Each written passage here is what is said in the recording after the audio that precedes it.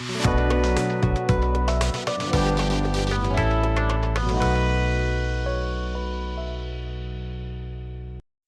sobat, perkenalkan kami dari APP Web BJM akan memperkenalkan aplikasi yang kami jual, yaitu Sistem Informasi Audit Mutu Internal atau SIAMI, yang dipergunakan untuk perguruan tinggi atau universitas untuk mengaudit standar mutu yang ada di prodinya masing-masing, atau istilahnya itu audit mutu internal atau AMI. Nah, jadi menggunakan aplikasi ini, admin atau lembaga penjaminan mutu istilahnya, atau mutunya di universitas itu nanti bisa mengontrol kegiatan atau proses AMI tersebut. Nah, jadi dari auditor mendatangi ke prodi misalkan, kemudian sampai nanti laporan AMI-nya juga otomatis akan dibuat di aplikasi ini. Nah, jadi seperti itu. Nah, kemudian untuk membeli aplikasi ini ada syarat-syarat tertentu yang kami syaratkan. Yang pertama adalah menguasai dasar pemrograman web, PHP dan MySQL terutama dengan metode pengkodaan natif. Itu artinya pengkodaan yang standar atau yang sesuai dengan PHP.NET. Nah, jadi harus menguasai dasarnya, karena memang nanti seandainya tidak sesuai dengan proses di prodinya, nanti tinggal bisa mengedit sedikit-sedikit aja dari aplikasi yang kita tawarkan ini. Jadi harusnya sudah bisa menguasai itu. Kalau seandainya yang pembelinya tidak menguasai, boleh nanti menyewa atau ada teman atau kerabat yang menguasai pemrograman PHP dan MySQL ini. Oke, itu yang pertama. Kemudian yang kedua, sudah harus mengerti juga masalah sistem penjaminan mutu internal atau SPMI perguruan tinggi, karena dasarnya adalah itu. Sebelum kita melaksanakan AMI, kita harus mempelajari dulu SPMI, karena semua prosesnya akan dijelaskan di situ. Kemudian juga ya pasti mengerti proses audit mutu internal di perguruan tingginya masing-masing. Tidak bisa kita mungkin nanti beda-beda kan setiap universitas cara proses AMI-nya. Nah, cuman yang kami jual ini adalah proses standarnya. Nah, jadi kalau mengikuti pun atau misalkan sudah sesuai pun ya tidak masalah, tinggal diganti-ganti aja lagi isi di dalam data-datanya. Nah, jadi seperti itu. Oke ya. Jadi kalau sudah mengerti ini artinya sudah membeli aplikasi ini, berarti sudah menguasai, saya anggap sudah menguasai yang 3 ini tadi. Atau ada pimpinannya atau kerabatnya yang sudah menguasai ini, supaya nanti tidak kesulitan dalam menggunakan aplikasinya. Nah, kemudian hak akses yang kami berikan itu sebenarnya tidak terbatas. Nah, cuman ada 4 hak akses yang artinya tidak terbatas, kita bebas aja menambahkan user atau admin berapapun. Nah, cuman hak akses untuk masuk ke aplikasinya itu ada 4. Yang pertama auditor ini yang melaksanakan atau yang mengaudit suatu program studi. Kemudian fakultas ini yang mengelola program studinya, nanti berapa program studi di dalamnya. Kemudian program studi ini orang yang diaudit atau biasanya disebut juga dengan audite. Lalu lembaga penjaminan mutu ini adalah lembaga yang mengelolanya atau yang mengawasinya. Jadi seperti itu. Jadi nanti ada 4 hak akses ini. Nanti boleh misalkan admin juga sebagai auditor, ya tidak masalah, tinggal di input saja nanti di aplikasinya. Jadi tidak masalah. Misalkan adminnya itu orang fakultas, kemudian juga ada orang prodi, jadi dia bisa masuk ke 4-nya ini dengan tentu saja NIDN dan password mungkin yang sudah disesuaikan. Oke, berdasarkan 4 tadi akan kita berikan penjelasan masing-masing hak aksesnya. Jadi misalkan yang pertama nih LPM, lembaga penjaminan mutu tadi, itu sebagai admin. Jadi yang pertama, nanti kalau menggunakan aplikasi dari awal, dia harus membuat siklus dulu.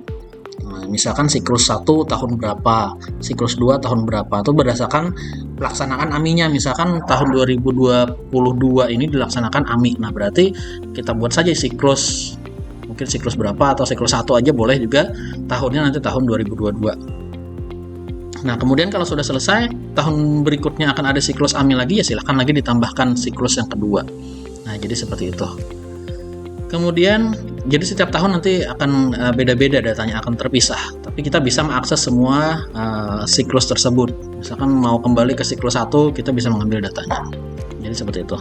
Kemudian ketidaksesuaian. Nah ini biasanya kalaunya dulu audit mutu internal yang biasa itu menggunakan mayor, minor, atau observasi, ada 3.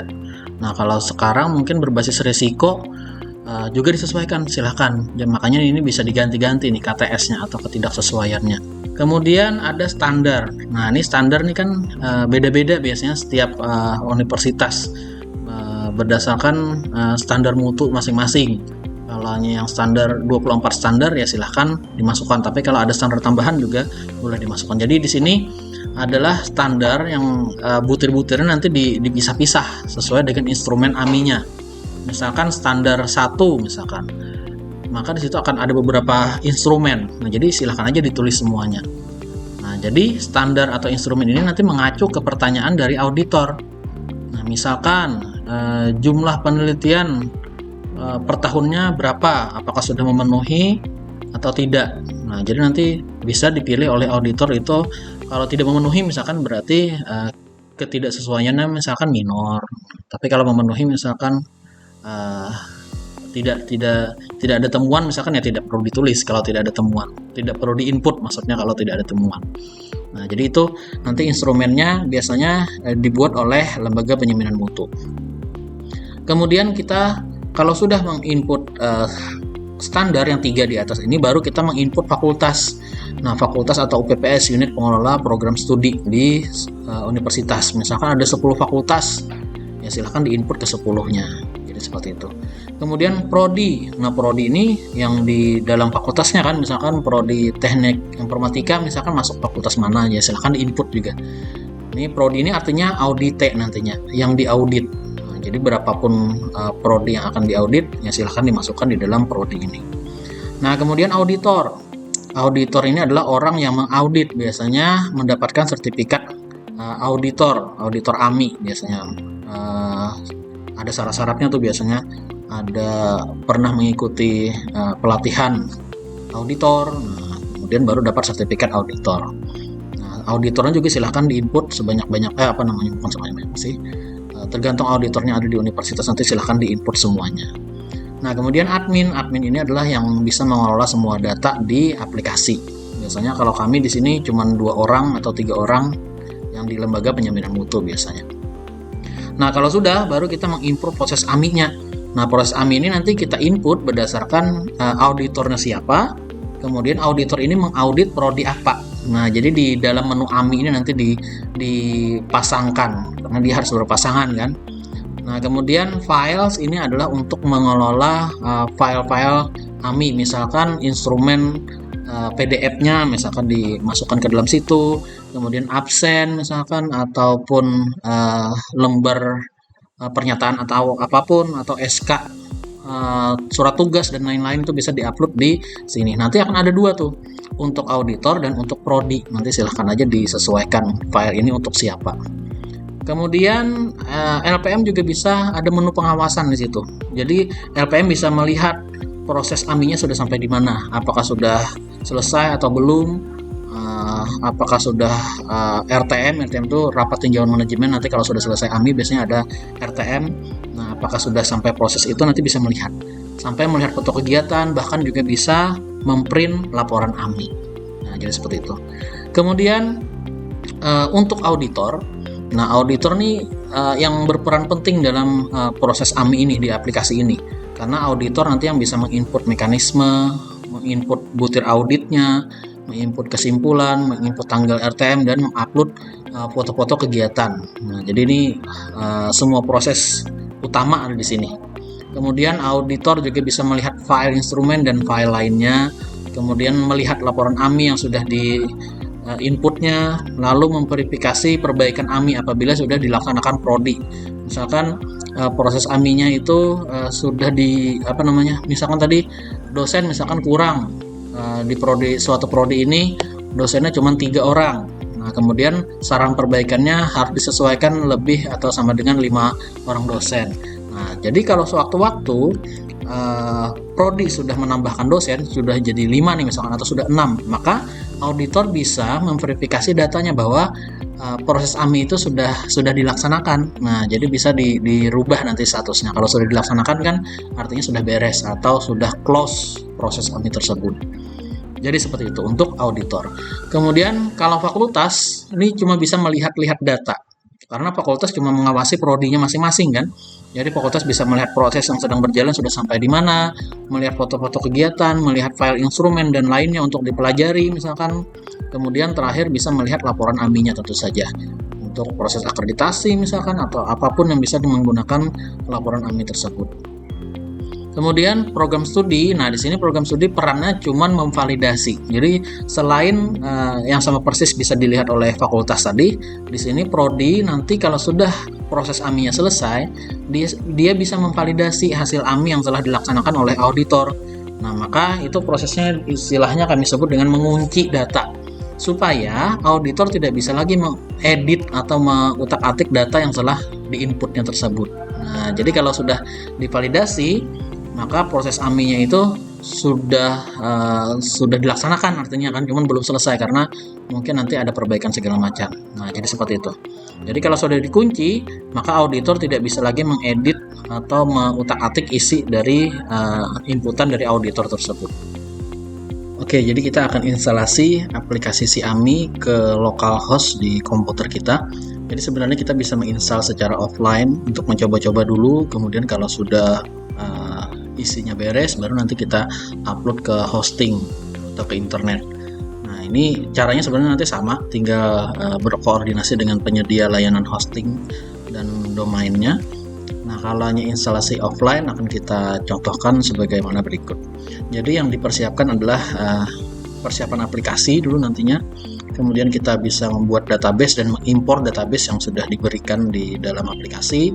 Kemudian kita masukkan nanti ke dalam folder kerja, lalu kita edit koneksi, file koneksinya nantinya itu koneksi .php. Lalu kalau sudah baru kita bisa running. Oke, langkah pertama kita coba dulu persiapan aplikasi.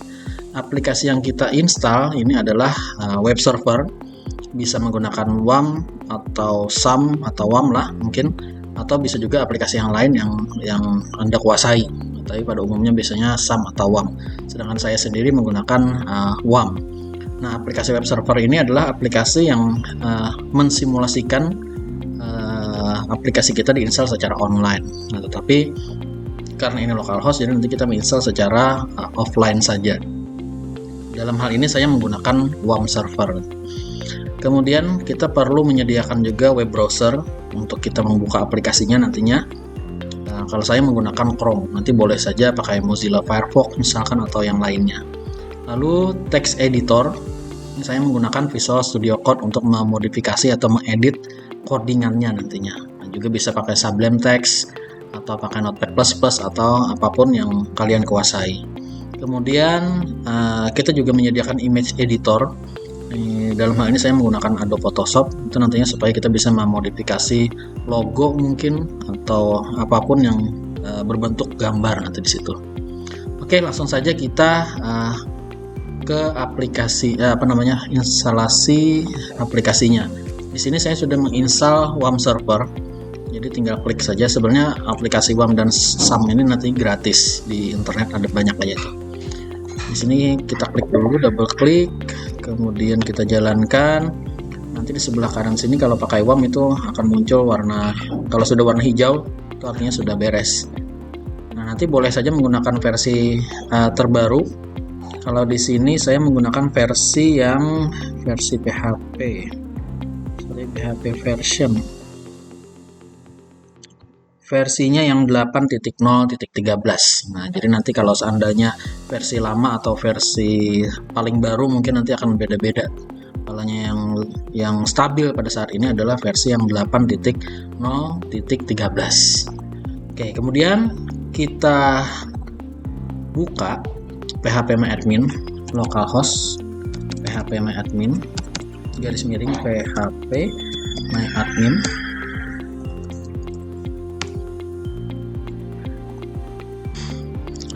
Kemudian username-nya root, kata seandainya kosongkan aja, kita pilih MySQL, kita kirim. Kalau SAM rasanya tidak perlu ada perintah seperti ini. Nah, Nah, kemudian kita buat database baru. Di sini kita klik baru, lalu kita buat database, misalkan di sini contohnya misalkan nama kampus kita Uniska.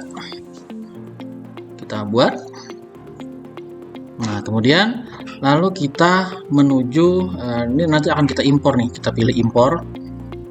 Nah, nanti filenya kita ambil dari file zip yang kita berikan kemarin. Coba kita buka dulu filenya.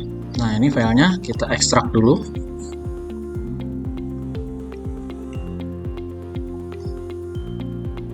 Kita tunggu sampai selesai. Oke, kalau sudah kita buka, di sini isinya ada tunjuk akun, kemudian folder Xiami dan nama database-nya nih, Xiami SQL.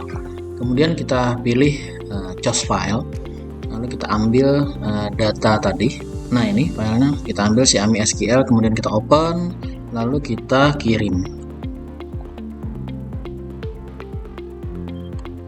Nah, nanti kalau berhasil akan muncul tulisan seperti ini.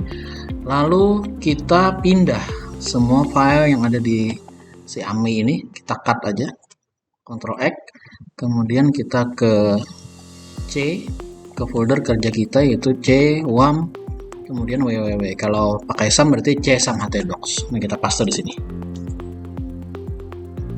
Kita tunggu sampai proses pemindahannya selesai. Oke, kalau sudah selesai, berarti kita coba panggil langsung. Artinya memanggilnya berarti localhost garis miring Xiami berdasarkan nama foldernya tadi, Xiami. Oke, seperti ini. Kalau kita coba login, biasanya akan error. Nah, jadi akan error seperti ini karena file koneksi kita masih belum kita sesuaikan. Nah, jadi caranya tinggal kita buka file kita tadi, Xiami tadi, kemudian kita menuju file koneksi.php ini. Kita buka menggunakan aplikasi editor, text editor maksudnya.